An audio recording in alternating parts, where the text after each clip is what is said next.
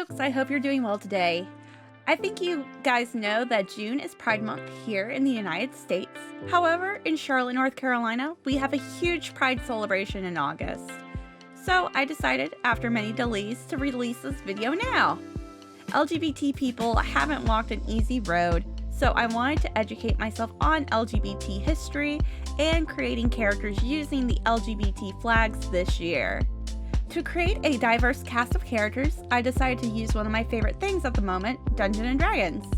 This year has been extremely important to me regarding the LGBT community, so I wanted to give my own stories and thoughts as I showcase these speed paints.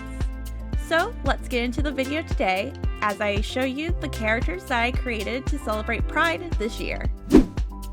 So, I originally got this idea to make the characters from the LGBT flags from ABD Illustrates and Lavender Town. If you haven't heard of these two YouTubers, please go check out their videos linked below. I gave myself a few rules for working on these characters. First, I was going to work on 4 flags that represent the acronym of LGBT for this challenge. This means I am doing the lesbian, gay, bisexual, and transgender flags. I'm already planning for a part 2 for next year, so if you have any flags that you wish to be represented, please let me know. Pansexual and asexual are already on my list. With this also being said, please be nice and respectful in the comments. If you don't agree with something I make or the LGBT community in general, this video is not for you. This video is to celebrate the LGBT community in my own way. With this, I wanted to create characters based on Dungeons & Dragons, classes, and races, since that is one of my favorite things at the moment. I feel like D&D is so diverse and has helped many of my LGBT friends with their identity and sense of belonging to a community. Many of these characters are based on characters that my LGBT friends have made. I am proud of them and their stories, so I wanted to show them my support in the most fitting way possible, through art. So let's get to the first flag, the lesbian flag. I decided to make her into a dragonborn human hybrid since the person who is playing this character has actually coded this character as LGBT in her own game. I've personally felt like she would be the best one to represent the lesbian flag out of the many characters in our party. She is a wild magic barbarian with a devastatingly cool hammer, but in this version I went for a double axe.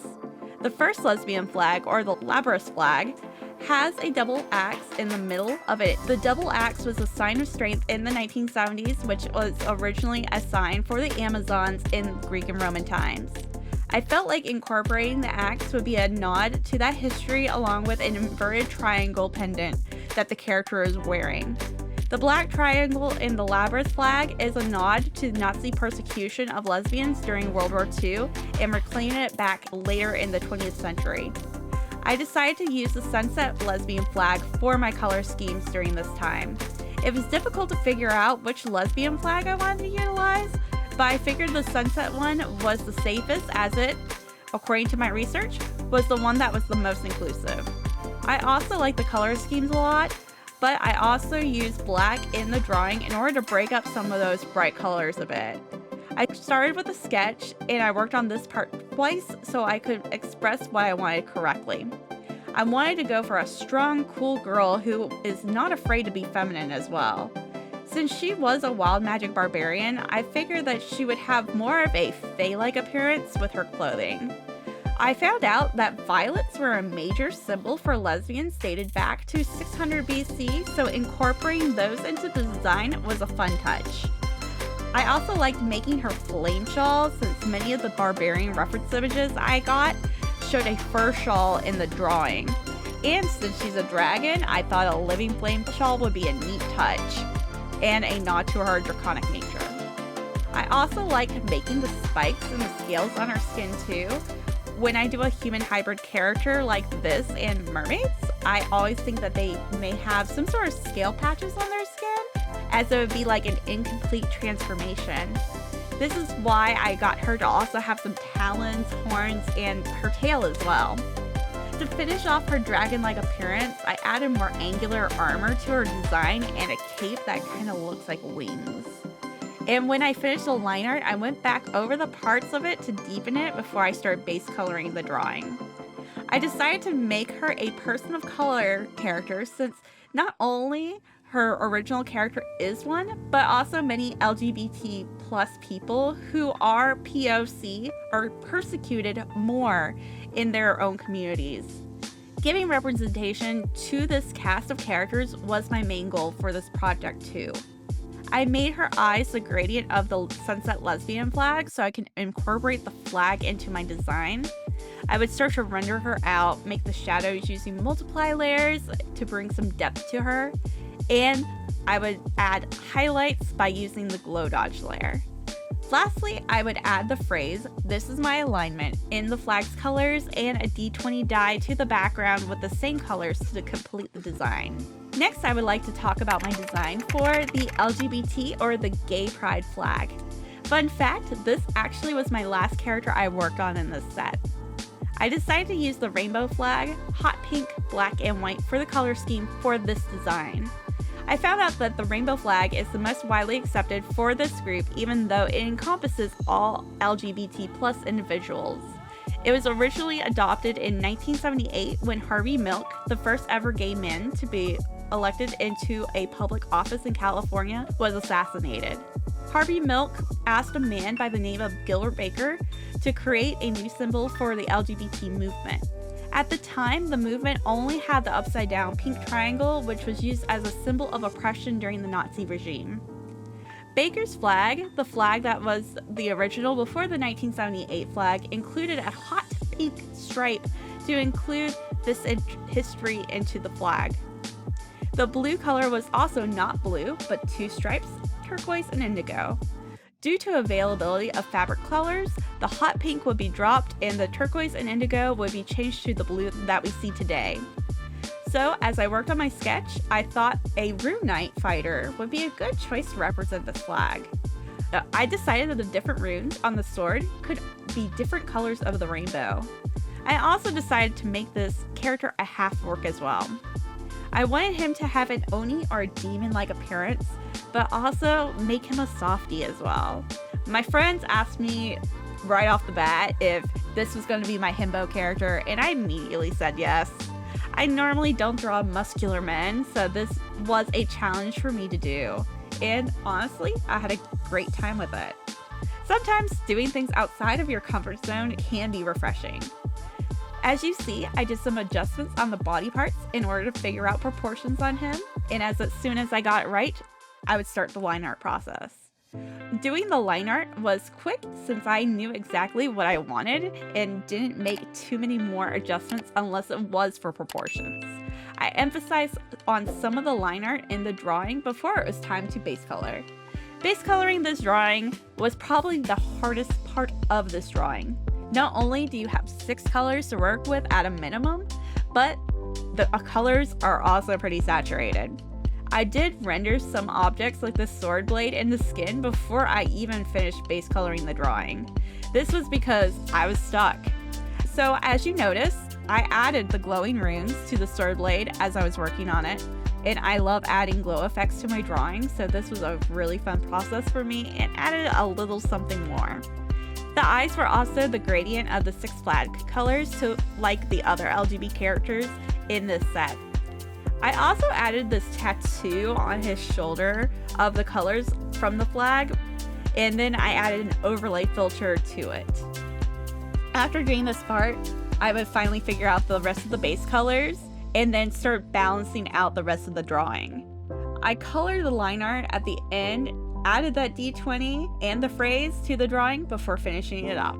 Next up is the bisexual flag. If you did not know, I'm actually associated with this group the most. This color palette was changed slightly so I could balance the drawing more. The purple is an extremely odd one to work with since it was another saturation from the blue and the pink, but I tried to make things work within the design. I added black and silver to the mix to break some of the things up in this design too. I tried to use some variations of those colors, whether it is darker or lighter, and when making this design, I decided on making this a druid tiefling since this was both a class and a player race I've wanted to try in my campaigns eventually. I know she looks a little bit like Laura Bailey's character Gesture from Critical Role 2, another inspiration for this character, but I hope she looks different enough to be an original creation. I first sketched the entire design out. I wanted her to have a flowy appearance, so she has this elegant dress and a veil. It didn't take long for me to sketch her out, but the line art process did take me a bit. I had to do a few adjustments to her, as you will see, since I felt like something was off about her and her proportions as I worked on her pose. It took me about half the time of this drawing to actually finish up the line art portion. I worked on deepening some of those lines before moving on to the base coloring. As you guys see, I made her a blue tiefling and gave her eyes the Bisexual Flag gradient. I started to render her out with multiplying shadows, adding gradients, and using the glow dodge layer for highlights. But one of the best parts of this drawing, and my favorite part, is the sparkles I added to the skin, veil, and parts of the dress. I loved adding these types of sparkles, and finding an excuse to do it was easy with this one since I wanted a starry appearance. Lastly, to finish the drawing up, I colored the line art, added effects of the magic, and then added the D20 die and the text. Lastly is the Transgender Flag and the second design I did for the set. I used the trans flag's colors with black to divide up the color scheme. I also threw in gold into the design since it was a good contrast between the other colors. Honestly, this was actually one of my favorite palettes to use since it was so easy to figure out the color scheme. Like the Sunset Lesbian flag, I based this one on a character that is currently in my D&D campaign. This person has recently been transitioning, so I'm really proud of them for taking this leap. None of their characters are transgender or transitioning yet in our game, but I figured I would make something as a homage to one of their favorite D&D characters. I went with a half-human, half-tabaxi bard with this one. Also, if you have noticed, many of my designs are based on Final Fantasy XIV designs as well. I love the game, and honestly, I should get back to it, but Genshin has continued to ruin me. The first thing I did was determine that I wanted a feminine character for this design. My friend that is currently transitioning is transitioning from male to female, so making a design that they could resonate with was what I was aiming for. I found out that butterflies were a common symbol for the trans community, so I wanted to incorporate them into small details like the necklace, weaponry, and other accessories. Another thing I wanted to incorporate was translucent fabric. 1, it's really pretty, and 2, since it's translucent, it can take on many properties and forms just like a transgender person could. After sketching the design, I started to line art the sketch out and finalize the details. I went back over to deepen some of the parts out before base coloring my drawing. I wanted to make their hair ombre, so I added pink to the tips of the white hair, ears, and tail. As you can see, I would do the gradient effect on the eyes like I did with the other drawings. I used dark pink and dark blue with the multiply layer to do most of my shadows and render the character out. And then, to make the finishing touches, I highlighted the area with a glow dodge and colored the line art. I threw a D20 die in the background and text quickly since I would use the items from the other drawings. Now, since I've completed the designs, enjoy this final preview.